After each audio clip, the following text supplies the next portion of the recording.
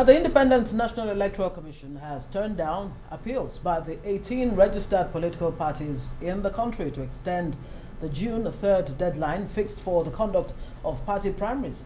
In a meeting with the electoral body, leaders of various political parties requested an extension of 37 days, taking the date for party primaries from June the 3rd to August 4th. They say the decision to request the extension was unanimously reached by all political parties to allow better preparations for forthcoming general elections. But INEC says the June 3rd deadline remains sacrosanct. The IPAC leadership is appealing to the INEC to extend the deadline for the conduct of party primaries and resolution of ensuing conflicts from the present INEC given date of 3rd June 2022. The IPAC General Assembly regards the time allotted by INEC for the conduct of the party primaries as too short in view of the efforts required by the political parties for effective and scrupulous screening and selection of qualified and quality flag bearers. I hereby reiterate the position of the Commission that there will be no review of the timelines. There are so many interrelated activities that are associated with the timelines which must be carried out. Any review to extend the timelines for one activity will affect other activities and put unnecessary pressure on the political parties and the Commission.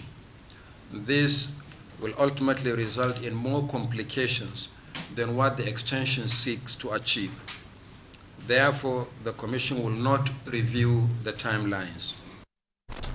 INEC Chairman speaking there. Well, let's dip into the discussion now as the Rise News analysts, Dr. Sam Amadi and Frank Tietie, join us now. Thank you, gentlemen, for joining us on the news tonight. And I'd like to begin with you, Dr. Sam Amadi, because just 2 weeks ago, you wrote an extensive article on who is a delegate or who should be a delegate for indirect primary, which has been a problem for political parties in Nigeria. So let me ask you, did this amendment by the Senate today to the Electoral Act come as a surprise to you? Is it an afterthought, and is it a game changer? I think it's an afterthought and a shame that I needed to write an article to make the obvious, which is that, look, by virtue of section 84(8), only persons who are democratically elected in a Congress for the purpose of choosing people, delegates for elective primaries or convention can be delegates. And therefore, at that point, statutory delegates are off. So today, when I heard that National Assembly, in very panicky mode, Senate particularly, got to pass first reading, second reading, and third reading, I felt a little bit embarrassed that institutions like the National Assembly don't have the capacity to understand the laws they're making. But again, let's get back to the track. I think it's wrong for senators to describe it as an error.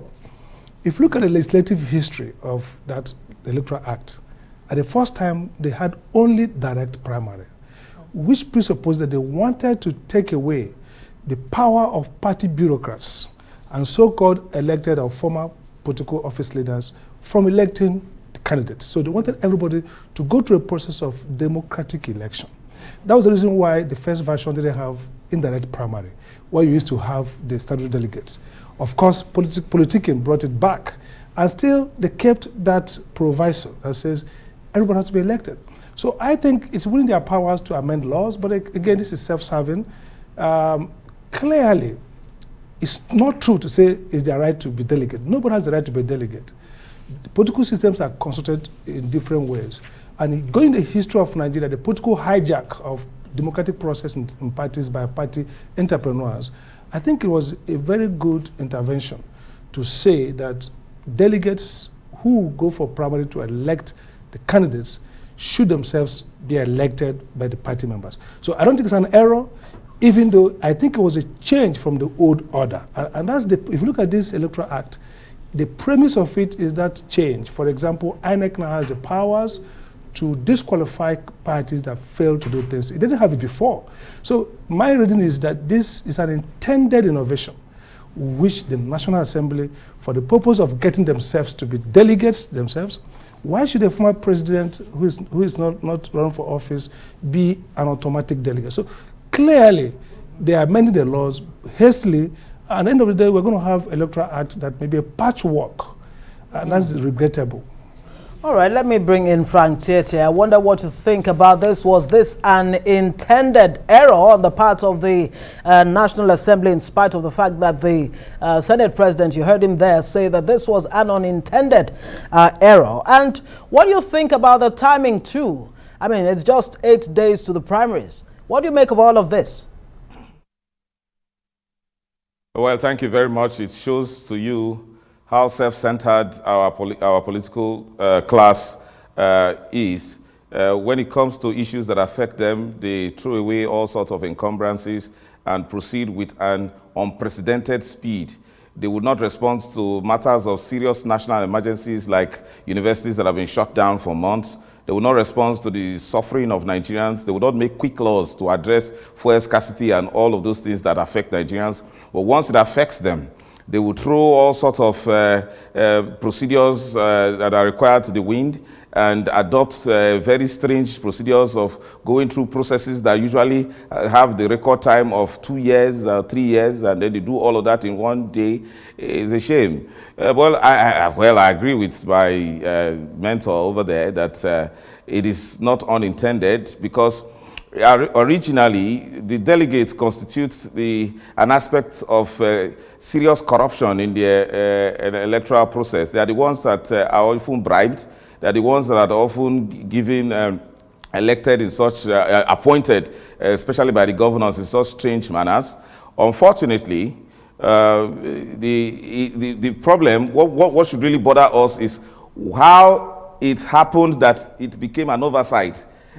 Nigerian politicians are not known to allow these things to go without recognition. But somehow, the two things that are significant here is that it managed to escape their minds, and then the unprecedented speed with which they are going about rectifying it. We're waiting to see what will happen in the House of Representatives and how the President will grant answer to it. But there will be no surprise, because this will be both in the interest of the members of the House of Representatives and the President himself, who seems to be in a race against time to assert his influence as against the enormous powers of governors in appointing delegates. And Dr. Madi, how does this change the game? For instance, in the APC, if we can pull that up, we know there are about, initially, 7,800 delegates thereabout. How much of a change does this bring when you now have statutory delegates brought into the fold? I think actually the 800 something delegates, we have the factor was statutory delegates mostly. You know, without these statutory delegates, you're going to have only the 3 elected delegates based on the party constitution. And what that means, therefore, is they are up for grab. You know, anybody who has better structure in the states can win those congresses, because the delegates will be elected by the party members. So if you are strong, the governors will most likely be in control, because the governors would be stronger to get those 3 delegates. And again, of course, it depends on the party apparatus. For example, the National Working Committee can send somebody who will go there and fictionalize the delegate list. And that's why today I penned a letter to INEC saying that, look, INEC has to put the eye.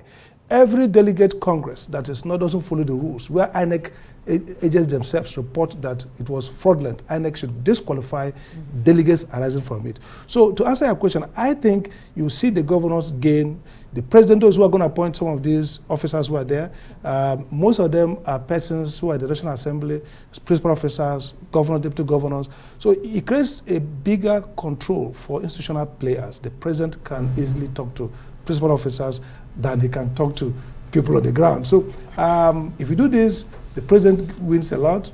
The party chairman and those control party win a lot, because they are going to be the ones who have access and control over some of these more institutionalized, what they call in the US as super delegates, those who have the party, they're part of the party echelon of party leadership, and therefore they understand the party position to present a consensus.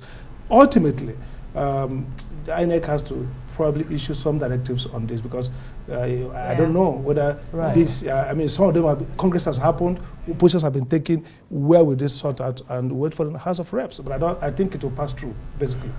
Okay, Frank Tietie, if we still have time. Unfortunately. Are we done? Okay, we'll have to leave it there. Frank Tietie, thank you very much for joining us, and Sam Amadi, thank you both gentlemen for joining us on Newsnight.